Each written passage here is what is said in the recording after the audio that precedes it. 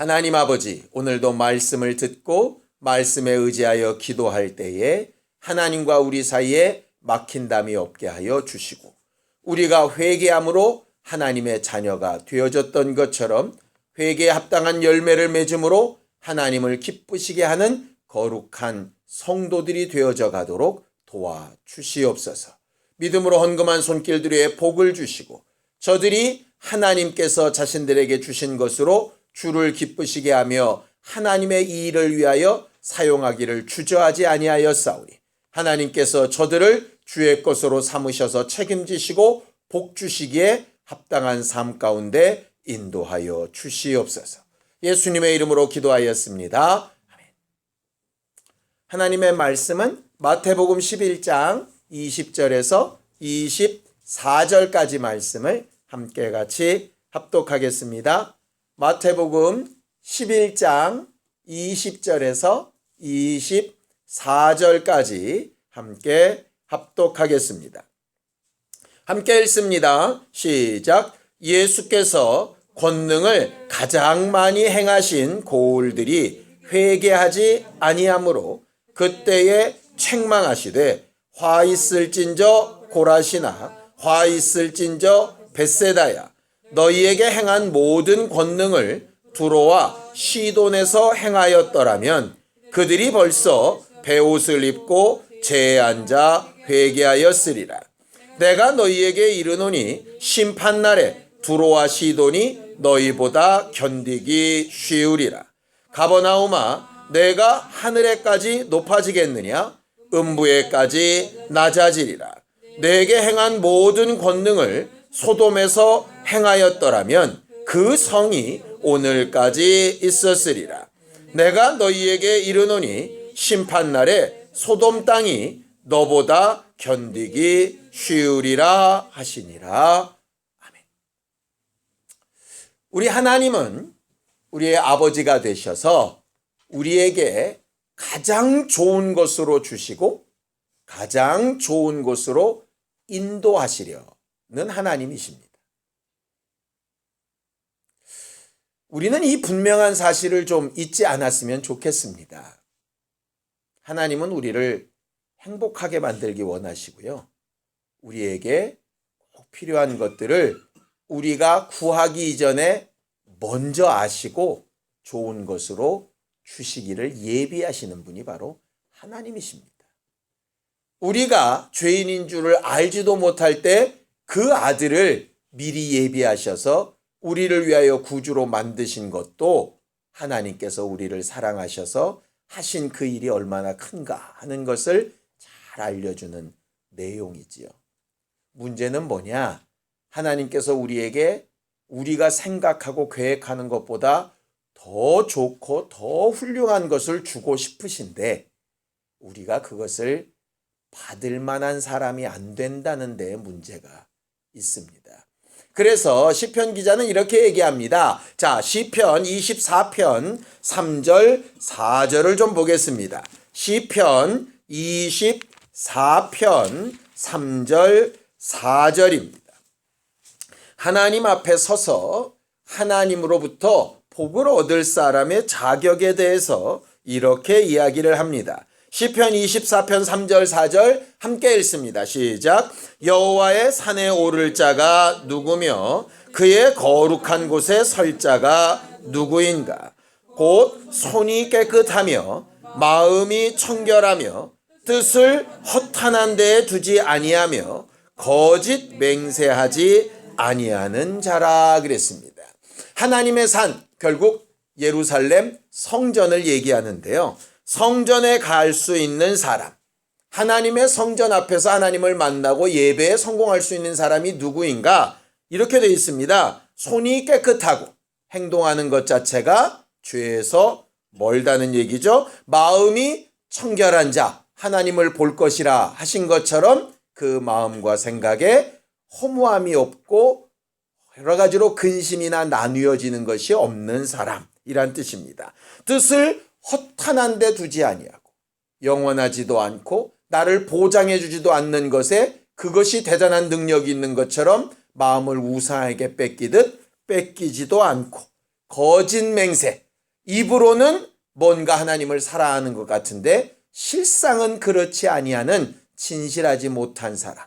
이런 사람들은 예배도 기도도 성공될 수 없다 하는 것이 하나님의 말씀입니다. 반대로 헌신을 세상 사람들이 부러워할 만큼 못했을지라도 육체가 다른 사람들이 부러워할 만큼 건강하지 못할지라도 환경이 사람들이 부러워할 만큼 그렇게 풍요하고 대단하지 않을지라도 이 부분만 되어진다면 그것을 뭐라고 부르느냐? 복이라고 부릅니다. 자, 그 뒤에 5절 6절을 읽겠습니다. 시작. 그는 여호와께 복을 받고 구원의 하나님께 의를 얻으리니 이는 여호와를 찾는 족속이요 야곱의 하나님의 얼굴을 구하는 자로다 그랬어요. 오늘 우리가 하나님을 찾고 하나님의 얼굴을 구하고 뵙고 그 이름에 합당한 응답을 얻고 싶다면 간단합니다.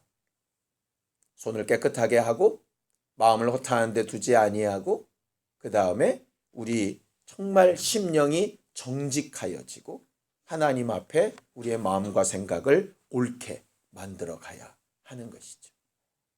그래서 필요한 게 뭐냐면 회개입니다. 회개는요, 예수께서 이 땅에 오신 목적입니다. 우리는 꽤 많은 시간 동안 여러 번의 말씀을 통해서 그런 얘기를 들었습니다. 예수께서 이 땅에 오신 목적, 하나님이 그 아들을 이 땅에 보내신 목적, 뭐라고 배웠습니까? 가장 먼저는 아들을 만유의 후사로 세우시기 위해서 보내셨다라고 배웠죠. 또 마귀의 일을 진멸하기 위해서 오셨다라고 배웠죠. 근데 아들이 만유의 후사로 서는 것은요, 우리와 상관없이 그분은 그 일을 하실 겁니다. 우리가 그분과 관계를 맺든 맺지 않든 상관없이 만유의 후사가 되시는 것은 하나님과 아들 사이의 문제예요. 우리가 마귀를 원수로 알든 모르든 마귀의 일을 진멸하시고 그의 사망 권세를 깨트리시는 건 예수께서 하시는 일이지요. 그러니까 사실 그걸 알면 우리에게 유익하겠지만 몰라도 신앙생활하는데 아무런 문제 없습니다. 근데 뭐는 알아야 되느냐? 예수께서 우리의 구주가 되신다는 사실은 분명히 알아야 되거든요. 내가 모르면 예수가 하신 그 피 공로가 우리와 아무 상관이 없기 때문에 그렇습니다. 그런데 예수께서 우리를 구원하신다라고 하실 때 예수는 자기가 오신 목적을 이렇게 말씀하셨어요. 여러분들 잘 아는 말씀입니다. 누가복음 5장 32절입니다. 누가복음 5장 32절입니다. 함께 읽겠습니다. 누가복음 5장 32절입니다. 함께 읽죠. 시작. 내가 의인을 부르러 온 것이 아니요 죄인을 불러 회개시키러 왔노라. 예수는 이 땅에 오실 때 만유의 후사가 되는 것도 중요하고 마귀의 일을 진멸하는 것도 중요한데 그만큼 중요한 또 하나의 목적이 뭐냐 하면 우리를 회개시키시는 일이에요. 회개시키시는 일. 우리의 신앙생활은 그래서 회개와 뗄래야 뗄 수가 없습니다. 이렇게 얘기하면 아마 이렇게 얘기할 겁니다. 회개 안 하고 예수 믿은 사람이 어디 있냐고. 여기 와 앉아있는 사람들 중에 회개 안 하는 사람이 누가 있겠냐고. 맞습니다. 우리는 예수께서 오셔서 처음 선포하셨던 복음대로 회개하라, 천국이 가까이 왔다라고 하는 말씀을 듣고 우리의 죄를 고백하고 예수의 공로 아니면 살 수 없다고 하나님 앞에 우리 자신을 다 내어 보이면서 구원받은 자가 된 것이 바로 우리들이지요. 근데 회개가 그걸로 끝인가요? 성경은 침례 요한을 통해서 분명히 이렇게 얘기합니다. 입술로만 회개하는 것이 끝이 아니고 회개에 합당한 열매를 맺어야 한다라고 말하고 뭐라고 얘기하냐면 이미 도끼가 나무 뿌리에 놓여 있기 때문에 이제는 열매로서 판단한다 이렇게 되어져 있습니다. 우리의 신앙생활은 그래서 뭐냐? 입술로 죄를 고백하는 회개로 시작해서 삶의 열매로 회개를 마무리 짓는 걸로 끝나야 그게 신앙 생활입니다. 회개로 시작해서 회개로 끝나야 신앙 생활이라는 얘기예요. 근데 대부분 실패하는 신앙인들이 어떻게 끝나느냐? 회개로 시작해서 자기 의로 끝납니다. 내가 남들보다는 낫다는 거죠. 오늘 성경 본문이 바로 그 부분을 경고하시는 내용입니다. 자, 성경 본문으로 돌아가겠습니다. 20절입니다. 함께 읽습니다. 시작. 예수께서 권능을 가장 많이 행하신 고울들이 회개하지 아니하므로 그때에 책망하셨다 그랬습니다. 여러분들 이상하지 않습니까? 예수께서 적어도 권능을 행하시려면 예를 들어 귀신을 쫓고 병을 고치고 능력을 행하시고 역사를 이루시고 응답을 받게 하고 마음의 소원을 이루어 주시려면 그 사람이 회개하는 사람이어야 되겠습니까? 회개 안 하는 사람이어야 되겠습니까? 회개해야 되는 사람입니다. 예수를 그 마음에 품는 사람이어야 이적을 보겠습니까? 거부하는 사람이 이적을 보겠습니까? 당연히 품는 사람이죠. 그래서 우리가 제대로 응답받지 못할 때 회개하라고 얘기하고 제대로 병에서 나음을 못 입을 때 회개하라고 얘기하는 거 아니겠습니까? 왜냐? 죄 있는 상태에서 하나님의 권능을 볼 수가 없거든요. 근데 여기에 권능을 가장 많이 행하신 고울들이 어디냐면 고라신, 벳세다 이런 곳입니다. 여기가 어디냐면 사람들이 예수를 나사렛 사람이라고 비하했죠. 나사렛이라는 촌동네 그 옆에 있는 작은 동네들이에요. 하나님의 성인 예루살렘이나 왕의 도시인 베들레헴과는 비교도 안 되는 진짜 아무것도 아니한 시골 동네들이에요. 그런데 거기가 왜 유명해졌냐? 예수께서 이적을 많이 일으키셔서 유명해졌어요.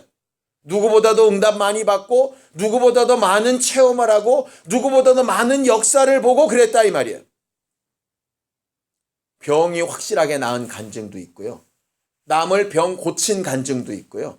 응답 받아가지고 정말 간증하면서 남들 앞에 자랑스럽게 여겼던 부분들이 있었던 데가 어디냐면 고라신과 벳세다입니다. 그런데 예수는 뭐라고 얘기하시냐? 그 고울들을 향하여서 뭐 하지 않는다고요? 회개하지 않는다. 그러니까 다른 데서는 다 역사가 일어났는데 그 동네에서만 역사가 안 일어났다면 말이 돼요. 니들이 회개하지 않아서 응답을 못 받았어. 이게 말이 되는데 어디보다도 응답과 역사를 많이 본 너희들이 뭘 안 한다?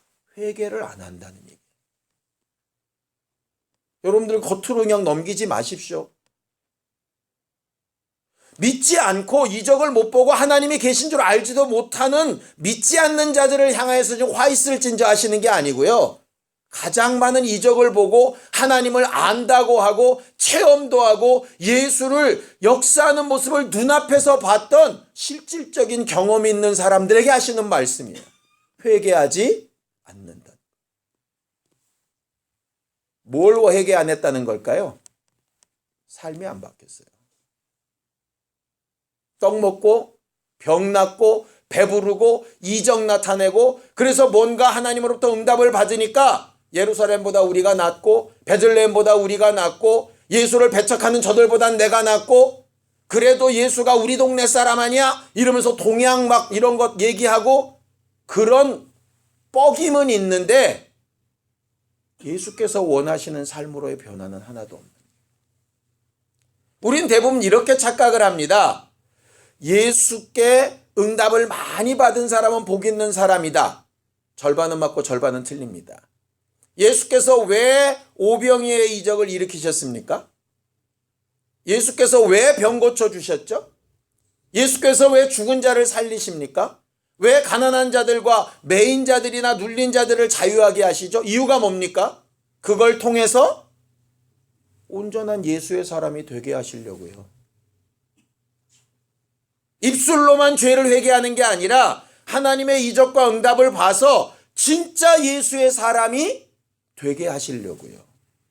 그래서 기도의 응답은 과정입니다. 이적을 보는 것도 과정입니다. 내 안에서 능력이 나타나는 것도 과정입니다. 뭐가 필요하냐? 회개에 합당한 열매가 있어야 되는 거예요. 그런데 이적도 보고 능력도 행하고 별거 다 했는데 뭐가 없냐? 회개에 합당한 열매가 없어요. 그래서 뭐라고까지 얘기하시느냐? 두로와 시돈, 여기는 이세벨의 고향입니다. 가장 저주받은 사람의 고향이라고 부르는 그 두로와 시돈이 니들보다 나을 거다. 또 사람들 입에 오르내리는 가장 저주받은 도시라고 얘기하는 소돔. 요즘 기독교인들이 그렇게 파르르 떨면서 제일 싫어하는 동성애의 아주 본산지라고 했던 그곳이 니들보다 낫다는 얘기.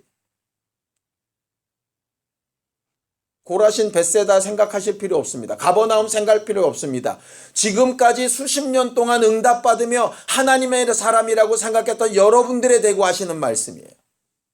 그렇게 이적을 보고 응답받고 자랑할 만한 간증거리가 있는 너희들 지금 회개하고 있는가? 변화되고 있는가? 도대체 뭐가 바뀌었는가? 라고 물으시는 거예요. 병은 나았습니다. 귀신은 떠나갔고요. 환경은 좀 나아질 수 있습니다. 근데 정작 여러분은 뭐가 바뀌었습니까? 예수께서 오늘 말씀하시는 건 그거예요. 회개로 시작했다면 회개로 마무리를 져야 되는데 회개로 시작한 너희가 어느덧 뭘 좀 겪어봤고 알고 있고 해봤다고 언제부터 그렇게 의를 드러내는 존재가 되었느냐. 그러니 차라리 몰라서 죄짓고 끝난 그 도시들보다 너희가 더 야단 맞게 될지도 모르겠다라고 경고하시는 거예요. 오늘 저녁에 이렇게 기도하기를 원합니다. 저희가 지지난주 수요 예배 때 아는 만큼 회개합시다 라는 말씀을 나눴었습니다. 오늘은 똑같습니다. 경험한 만큼 회개해야 됩니다. 뭔가 체험한 만큼 회개해야 됩니다. 하나님 우리에게 많이 주시고 많이 알게 하시고 많이 경험하게 하셨다면 그만큼 더 회개해야 됩니다. 회개에 합당한 열매가 있어야 한다 하는 것이죠. 지금까지는 우리는 회개 다음에 역사와 응답을 보고 또 회개의 열매를 마무리 져야 된다는 걸 몰랐으니까 이제부터 회개하면서 다시 시작하면 될 것 같습니다. 다시 회개의 첫 단계로 돌아가지 말고 말이죠. 입술로 회개하고 응답받고 살다가 잘못하면 또 입술로만 나불거리며 회개하고 또 다시 응답받고 살다가 또 다시 죄인이라고 입술로만 이야기하고 또 응답받고 살다가 이런 쳇바퀴 생활에서 좀 벗어나서 회개가 이적으로 그 이적과 응답이 회개에 합당한 열매로 바뀌어져 가는 우리였으면 좋겠습니다. 오늘의 기도가 그랬으면 참 좋겠습니다.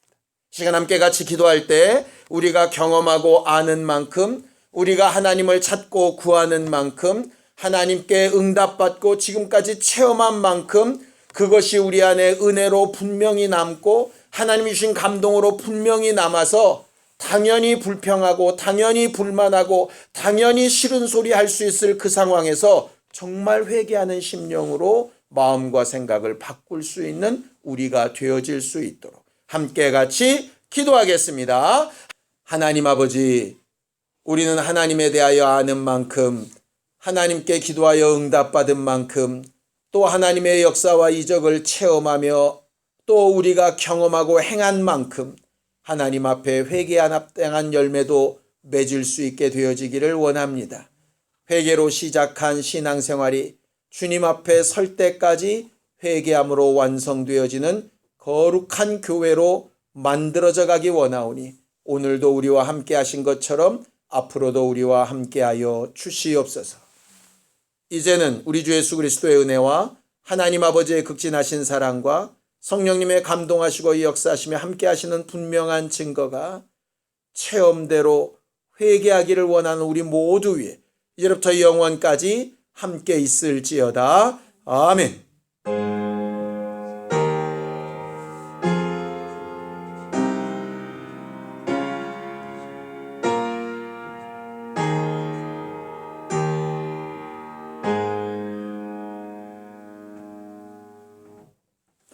우리 기도 들으신 하나님 앞에 감사한번 끝내겠습니다. 수고하셨습니다. 안녕히 들어가십시오.